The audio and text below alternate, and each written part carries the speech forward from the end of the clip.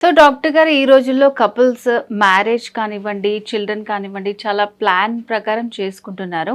So ఇందులో భాగంగానే చాలామంది ఇప్పుడే మాకు పిల్లలొద్దు అని అనుకునే వాళ్ళు వాళ్ళ ఓన్‌గా కొన్ని వాళ్ళ మెడిసిన్స్ యూజ్ చేయటం, తర్వాత దానివల్ల వాళ్ళకి నెగెటివ్ రిజల్ట్ రావటం వల్ల చాలా సఫర్ అవుతూ ఉంటారు. సో ఇప్పుడే పిల్లలొద్దు అని అనుకునే వాళ్ళు ఎలాంటి మెడికేషన్స్ యూజ్ చేయొచ్చు? అసలు ఎన్ని పద్ధతులుంటాయి? వాటి గురించి ఎక్స్‌ప్లెయిన్ చేస్తారా? ఓకే. సో, ఈ కాంట్రసెప్షన్ అనేది చాలా రకాలుగా ఉంటుందనమాట. ఇప్పుడు ప్రెగ్నెన్సీ వద్దు, అవాయిడ్ చేయాలి ఆర్ పోస్ట్‌పోన్ చేయాలి అనుకున్నప్పుడు కొన్ని పద్ధతుల ద్వారా మేము అడ్వైస్ చేస్తాం కపుల్‌కి. అందులో అది కూడా ఎలాంటిది యూజ్ చేయాలి అనేది వాళ్ళ హిస్టరీని బట్టి. అంటే తనకి రెగ్యులర్ సైకిల్స్ వస్తే ఒకలాగా, లేదు ఫైబ్రాయిడ్సో లేకపోతే ఇంకేదైనా మెడికల్ ఇష్యూ ఉంటే ఇంకోలాగా, ఆల్రెడీ ఒక బాబో, పాపో ఉండి సెకండ్ ప్రెగ్నెన్సీకి టైం తీసుకోవాలనుకుంటున్న వాళ్ళకి ఒకలాగా. సో, ఈ కాంట్రసెప్షన్ పద్ధతులనేది ఫస్ట్ సింపుల్ బ్యారియర్ కాంట్రసెప్షన్ అంటాం. First condom is the simple barrier contraception. Second ఏంటి అంటే బర్త్ కంట్రోల్ పిల్స్. ఈ పిల్స్ అనేవి 21 డే పిల్స్ ఉంటాయి. కాకపోతే ఈ పిల్స్‌తో వచ్చే ప్రాబ్లమ్ ఏంటి అంటే రోజు ఖచ్చితంగా ఒకటే టైంకి వేసుకోవాలి గుర్తుపెట్టుకొని. అండ్ ఇది అందరికీ కూడా సేఫ్ కాదు. అంటే ఎవరు పడితే ఇప్పుడు నా ఫ్రెండ్ తీసుకుంది నేను తీసుకుంటాను అనుకోవడానికి లేదు. సో, పిల్స్ అనేవి సర్టెన్ కేటగిరీ ఆఫ్ పేషెంట్స్‌కి మాత్రమే చెప్తాం. అదేవిధంగా నెక్స్ట్ కాపర్ టీ ఆప్షన్స్ ఉంటాయి. కాపర్ టీ లూప్ అని వినే ఉంటారు. సో, కాపర్ టీ అనేది ఇప్పుడు వేరే అండర్‌లైయింగ్ ఇంకేదన్నా హార్మోన్ ఇంబాలెన్స్ ప్రాబ్లమ్ ఉంది వాళ్ళకి, ఆర్ ఆల్రెడీ ఒక పాపో, బాబో ఉన్నారు. అలాంటి వాళ్ళకి ఈ కాపర్ టీ పద్ధతుల ద్వారా చెప్తాం. ఆర్ మెరీనా అంటాం. ఇది వాళ్ళకున్న అండర్‌లైయింగ్ హార్మోన్ ఇంబాలెన్స్‌ని కరెక్ట్ చేస్తుంది. At the same time pregnancy postpone చేయడానికి కూడా ఉపయోగపడుతుంది. ఇంకా లైక్ ఫ్యామిలీ అయిపోయింది, ఇంకా వద్దు అనుకునే వాళ్ళకి ఇంకోలాగా అడ్వైస్ చేస్తాం. అంటే వాళ్ళ ఏజ్‌ని బట్టి.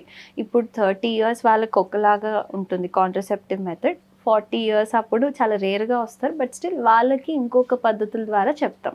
సో, ఆల్రెడీ ఫ్యామిలీ కంప్లీట్ అయింది అనుకున్న వాళ్ళకి ఎయిదర్ సర్జరీ అన్నా, లేదు అంటే ఈ లూప్ పద్ధతుల ద్వారా అయినా వి అడ్వైస్ దెమ్ కాంట్రసెప్షన్. సో, ఎవరు పడితే అంటే ఏది పడితే ఆ మెడికేషన్ తీసుకుంటే they will end up in trouble. ఇప్పుడు ఉదాహరణకి కా బర్త్ కంట్రోల్ పిల్స్ ఏవైతే 21 డేస్ పెడతామో, అది ఆల్రెడీ హార్ట్ డిసీజ్ ఉన్న వాళ్ళో, అలాంటి వాళ్ళు తీసుకుంటే వాళ్ళకి ఆ రిస్క్ ఇంకెక్కువ పెరుగుతుందనమాట ఒక ఏజ్‌కొచ్చిన తర్వాత. అదేవిధంగా క్యాన్సర్ హిస్టరీ ఉంది ఫ్యామిలీలో, వాళ్ళు కూడా అవాయిడ్ చేయాలి. సో, ఇలా కొన్ని ఇండికేషన్స్ ఉంటాయి అవి అవాయిడ్ చేయాల్సినయి. లాస్ట్‌లో గుర్తుపెట్టుకోవాల్సింది ఏంటి అంటే, ఏ కాంట్రసెప్షన్ తీసుకున్నా దానికి ప్లస్ పాయింట్స్ ఉంటాయి, మైనస్ పాయింట్స్ ఉంటాయి. సో, అది డాక్టర్‌ని కలిసినప్పుడే వాళ్ళకి కరెక్ట్‌గా అడ్వైస్ చేయడానికి ఉంటది.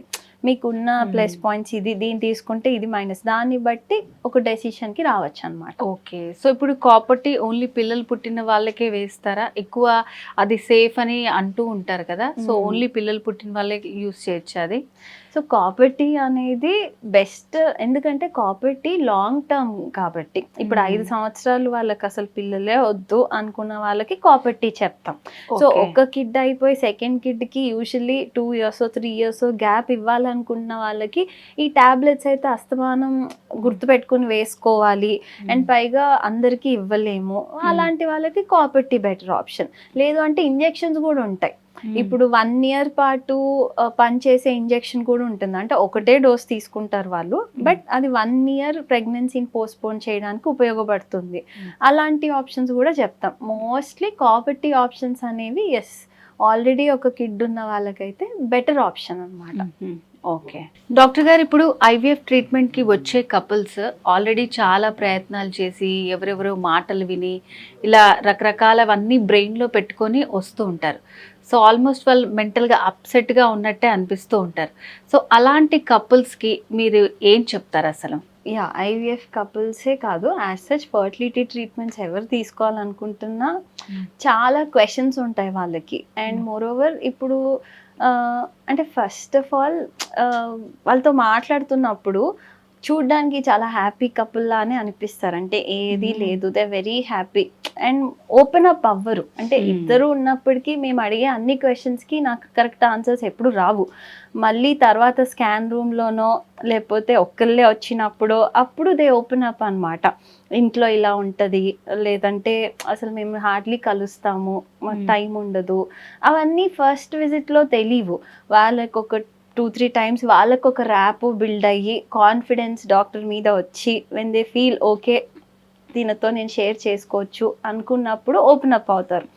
అట్లా చాలా సినారియోస్ ఉన్నాయి. అంటే కొందరు ఎలా అంటే ఇప్పుడు ఒక ఐవీఎఫ్ ఫెయిల్ అయ్యో లేకపోతే ఏదైనా ట్రీట్మెంట్ ఫెయిల్ అయితే నీదే తప్పు, నీ వల్లే అవ్వట్లేదని హస్బెండ్ బ్లేమ్ చేయడం. దానికి అది అప్పుడు అంటే మాకు తెలియని కూడా తెలియదు. ఆబ్వియస్లీ ఇప్పుడు యాజ్ అ డాక్టర్ ఒక లైన్ అనేది ఉంటుంది. అన్నీ వాళ్ళు ఓపెన్ అప్ అయి చెప్పుకోరు. కాకపోతే కొందరు చెప్తారు, వాళ్ళు ఓపెన్ అప్ అయి చెప్తారు. అలాంటప్పుడు వీ మేక్ ఎన్ ఎఫర్ట్. అంటే నా తరపు నుంచి హస్బెండ్ని పాజిటివ్గా కౌన్సిల్ చేయడం. అంటే స్పర్మ్ రోల్, అందుకే ఎప్పుడు కూడా ఒక నెగిటివ్ రిజల్ట్ వస్తే ఎగ్నే బ్లేమ్ చెయ్యం ఎప్పుడు కూడా. బికాస్ స్పర్మ్ రోల్ కూడా ఈక్వల్గా ఉంటుంది. అది సింపుల్ ట్రీట్మెంటే అవనియండి, ఐయుఐ కానివ్వండి ఆర్ ఎనీథింగ్. వైఫ్ రోల్ ఎంత ఉంటుందో హస్బెండ్ రోల్ కూడా అంతే ఉంటుంది. So any negative counsellings first of all నేను ఎప్పుడూ సింగిల్గా అంటే ఎగ్ బాలేదు అలా ఎప్పుడు చెప్పను. అన్లెస్ అండ్ అంటిల్ ఏదన్నా చాలా ఎక్కువగా ఉంది, వాళ్ళు ఓపెన్ అంటే వాళ్ళు అర్థం చేసుకోగలుగుతారు అనుకున్నప్పుడే చెప్తాను. లేదు అంటే ఇట్ విల్ ఆల్వేస్ బీ న్యూట్రల్గానే కౌన్సిల్ చేస్తాం అనమాట. ఇంకొన్నిసార్లు అయితే అంటే ఇంట్లో డొమెస్టిక్ వైలెన్స్ ఇది చాలా తక్కువగానే వింటూ ఉంటాను నేను. బట్ ఆశ్చర్యం వేస్తుంది, ఓ ఇంత స్ట్రగుల్ అవుతారా ఇంట్లో మీరు అని అనిపిస్తుంది.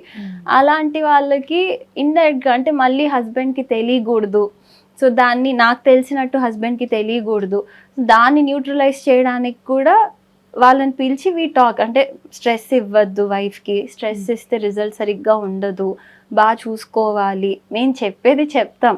కొందరు వింటారు, అంటే ఇన్ ద ఎండ్ వాళ్ళకి కావాల్సిన రిజల్ట్ కాబట్టి వింటారు. విని దే కమ్ బ్యాక్ అగైన్ ఒక 2 visits తర్వాత వి ఆస్క్ ఎలా ఉందండి, ఇట్స్ ఆల్ నార్మలైజ్డ్. ఇంకొన్ని ఏంటి అంటే ఫైనాన్షియల్ ట్రబుల్స్ ఉంటాయి. వెరెన్ ఇప్పుడు ట్రీట్మెంట్కి వైఫే పెట్టుకోవాలి, నాదేం తప్పు లేదు కదా, స్పర్మ్ అంతా బాగుంది అన్నారు కదా, ఎగ్గే కదా ప్రాబ్లం, సో వైఫే పెట్టుకోవాలి ఆర్ వాళ్ళ పేరెంట్సే బేర్ చేయాలి ట్రీట్మెంట్ అంతా అని అనుకుని ఆ మెంటాలిటీతో కూడా వస్తారు. సో అలాంటి వాళ్ళు కూడా దే టెల్ us, ఇప్పుడు మేడం వాళ్ళు ఎక్కడో ఊర్లో పని చేసుకుంటారు, లేకపోతే అసలు అంత ఫైనాన్షియల్గా స్టేబుల్ ఉండరు. అలాంటిది నేను ఏదన్నా పెద్ద ట్రీట్మెంట్ పెడితే ఆబ్వియస్లీ అంత అంటే టైం పడుతుంది అంత మనీ అరేంజ్ చేసుకొని. అప్పుడు వాళ్ళకి ఏంటి అంత డబ్బులు తీసుకొచ్చి ట్రీట్మెంట్లో పెట్టినప్పుడు ఖచ్చితంగా రిజల్ట్ వస్తేనే వాళ్ళు సంతోషంగా ఉంటారు. సో అలాంటి వాళ్ళకి చెప్తాం, మేము చెప్పేది చెప్తూ ఉంటాం కానీ ఇన్ ద ఎండ్ అది ఎంతవరకు వెళ్ళి మారి వస్తారు అనేది అది నేను అనలైజ్ చేయలేను. బట్ ఎంతో కొంత మార్పు అయితే ఉంటుంది. ఆ ఎడ్యుకేషన్ అనేది చెయ్యాలి కూడా. ఇప్పుడు ఫర్టిలిటీ అనేది ఇద్దరు ప్రాబ్లం అంటాం, హస్బెండ్ తెలియట్లేదు, కమెంట్ చేయట్లేదు డాక్టర్ అంటే, నేను ఇంతకుముందు చెప్పినట్టు స్పర్మ్ని ఎక్కువగా తెలుసుకోవడానికి టెస్ట్లే లేవు, హార్డ్లీ 2 టెస్ట్లు మహా అంటే హార్మోన్స్. వీటి ద్వారా నాకు అసలు ఏం తెలుస్తుంది, బాగుందా లేదా అంతే. బట్ వైఫ్లో ఎవ్రీ మంత్ ఒక ఎగ్ గ్రో అవుతుంది, దాన్ని నేను బయటికి తీసి చూస్తున్నాను, చాలా యాక్టివిటీ ఈ ఫీమేల్ ఆడవాళ్ళల్లో అవుతుంది కాబట్టి ఎక్కువ శాతం దీని గురించి కమెంట్ చేస్తారు. దాని అర్థం హస్బెండ్ వైఫ్ ఏ రోల్ లేదని కాదు. సో ఫర్టిలిటీ ట్రీట్మెంట్కి వస్తున్న ప్రతి కపుల్ ఏం గుర్తుంచుకోవాలంటే ఇట్స్ ఫర్ దెమ్, వాళ్ళ ఫ్యూచర్ గురించే కదా. ఇప్పుడు ఆ డబ్బులు పెడతారు అంటే చాలా రకరకాల స్ట్రెస్తో వస్తారు, డబ్బులనే కాదు. ఐవీఎఫ్ ట్రీట్మెంట్కి వెళ్తే ఈ బేబీ నాది కాదేమో అన్న అపోహ అయితే చాలా మందికి ఉంటుంది. ఆ డౌట్ అనేది ఇంకెక్కువగా ఉంటుంది. So and one more thing surprisingly ఏంటి అంటే, ఇప్పుడు హస్బెండ్కి తెలుసు కౌంట్ 0 అని ఎక్కడో చూయించుకుంటారు, అది వైఫ్కి చెప్పరు. ఎప్పుడో 32 ఇయర్స్కో 35 ఇయర్స్కో తీసుకొని వస్తారు, పెళ్ళైన 18 ఇయర్స్కో 17 ఇయర్స్కో 15 ఇయర్స్కో. అప్పుడు ఇంకేం ఆప్షన్స్ ఉండవు. అంటే ఆవిడకి ఆల్రెడీ అకౌంట్ తక్కువ ఉంటుంది, అప్పుడు అది ఇద్దరు ప్రాబ్లం అవుతుంది. ఇనిషియల్లీ మెడికల్ అడ్వైస్ సీక్ చేస్తే ఎప్పుడో అంటే టేక్ హోమ్ బేబీతో వెళ్ళిపోతారు. సో డాక్టర్ గారు, అంటే ఇప్పుడు మీరు చెప్పినట్టు ఆడవాళ్ళలోనే ఎక్కువ సఫర్ అవుతూ ఉంటారు, అంటే మేల్లో కూడా ఎలాంటి ప్రాబ్లమ్స్ ఉండవా మరి? ఖచ్చితంగా ఉంటాయి. మేల్‌లో కూడా ఉంటాయి. నేను ఇప్పటివరకు చెప్పింది ఫీమేల్ కదా! మేల్స్‌లో ఎలా అంటే ఫస్ట్ మెడికల్ హెల్ప్ సీక్ చేయడానికి చాలా ఆలోచిస్తారు. అంటే నాలో ఏదన్నా లోపం ఉందేమో, ఆ మగతనం లేదేమో, ఆ ఫీలింగ్‌తో ఎక్కువుంటారనమాట. ఒక చిన్న కౌంట్ తక్కువున్న అది కొన్నిసార్లు చాలా చిన్న ప్రాబ్లమే ఉంటది. అక్కడ ఏమి ఉండదు గూడా. ఆర్ వాళ్ళు ట్రై చేస్తున్నప్పుడు సరిగ్గా పెర్ఫార్మ్ చేయకపోయినా ఇవన్నీ అంటే చెప్పడానికి ఆర్ మెడికల్ హెల్ప్ తీసుకోవడానికి చాలా టైం తీసుకుంటారు. అదే అంటాను కొంచెం చాలా సింపుల్ ఒక్క టాబ్లెట్‌తోనే అన్నీ సెట్ అయిపోయి వైఫ్ కన్సీవ్ అయిన ఐ మీన్ సందర్భాలు గూడా ఎక్కువగా ఉన్నాయి. అండ్ అదే విధంగా బాగా కౌంట్ జీరో ఉన్న వాళ్ళు ఇంకా ఎమోషనల్లీ ఇదిగా ఉంటారు. నాకే ఎందుకిలా మా ఫ్యామిలీలో ఎవరికీ లేదు. నా అన్నలు బావున్నారు. తమ్ముడికి ఆల్రెడీ ఇద్దరు పిల్లలు. ఇలాంటి స్ట్రెస్‌లో గూడా వస్తారు. కొన్నిసార్లు అలాంటి కండిషన్స్ ట్రీటబులే ఉంటాయి.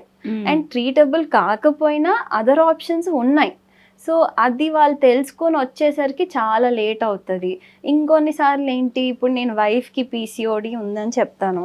వర్కౌట్ చేయాలి, మీరు డైట్ తీసుకోవాలి ఇవి అన్నీ చెప్పినా గూడా వాళ్ళు చేయాల్సిందే చేస్తారు. అంటే యాక్టివిటీ జీరో ఉంటది. డైట్‌లో ఏం చేయరు. అప్పుడు హస్బెండ్స్ అంటే మీరు చెప్పండి. మేము చెప్పి చెప్పి అలసిపోయాం.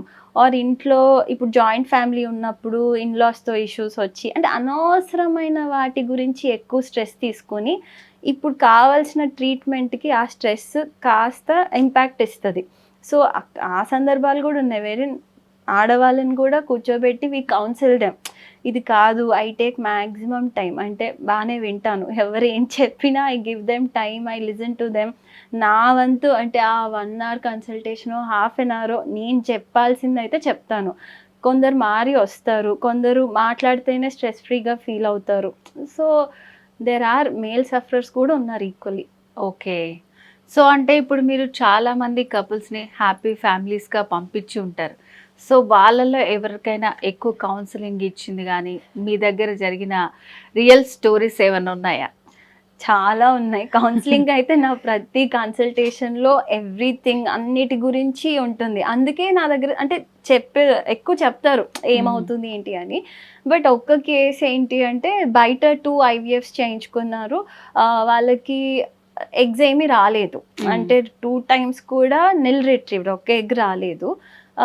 ఇక్కడికి వచ్చారు మా ఫెలిసిటీకి వచ్చినప్పుడు ఫస్ట్ సైకిల్ చేసినప్పుడు నాకు ఏం ఎగ్స్ రాలేదు. సో, ఇదేంటి అంటే ఎక్కువ అల్టిన్ బట్టి ఉంటుంది. తీసుకున్న డైట్ ఇవన్నీ. నేను రైట్ ఫ్రమ్ ఫస్ట్ నుంచి చెప్పినా గూడా డైట్, వర్కౌట్, స్ట్రెస్ ఫ్రీగా ఉండాలి ఎన్ని చెప్పినా గూడా ఏం చేయలేదు. టాబ్లెట్ సరిగ్గా తీసుకున్నారో లేదో గూడా నాకు తెలీదు. But first cycle negative response వచ్చేసరికి సెకండ్ సైకిల్ అప్పుడు ఆహ్, ఇంకా ఫైనాన్షియల్‌గా గూడా అంత స్టేబుల్‌గా లేరు. బట్ స్టిల్ వాళ్ళని పుష్ చేసాం. ఇంకొక్క సైకిల్ చూద్దాం వేరే ప్రోటోకాల్‌లో. బికాజ్ ఆ 2 సైకిల్స్ బయట అయ్యాయి. వాళ్ళ దగ్గర అంత ఇన్ఫర్మేషన్ లేకుండే.